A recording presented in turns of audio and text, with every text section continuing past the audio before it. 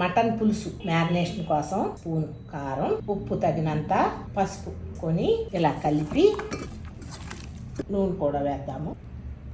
కలిపి ఒక half an hour marination 2 ఉల్లిపాయలు, 4 పచ్చిమిరపకాయలు ముక్కలుగా చేసుకొని లైట్ బ్రౌన్ కలర్ వచ్చే వరకు వేయించుదాం. ఉల్లిపాయ ఇలా వేగింది కదా, ఉప్పు కారం పసుపు వేసి మ్యారినేషన్ చేసి పెట్టిన మటన్ వేసాము.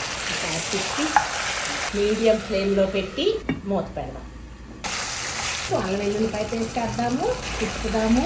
కాగబెట్టుకుని నేను పోసేయండి. అదే గిన్నెలో వేసాను, ఆయిల్స్ అన్నీ ఉంటాయి కదా అని. పొయ్యిగానే వెంటనే ఉడికొచ్చేయాలి, నీసు వాసన లేకుండా ఉంటుంది. మూత పెట్టి సిమ్ చేయండి. దగ్గరికి వచ్చేసింది. ముక్కు ఉడికిందో లేదో చూసుకోండి. నాకైతే ముక్కు ఉడికిపోయింది. కొత్తిమీర, మీరు ఇంట్లో చేసుకున్న పొడి మసాలా అయినా కొన్న చికెన్ మసాలా అయినా వేసుకోండి. కలయి తిప్పి మూత పెట్టి ఒక 5 minutes ఉండనివ్వండి. సింపుల్ మటన్ పులుసు రెడీ.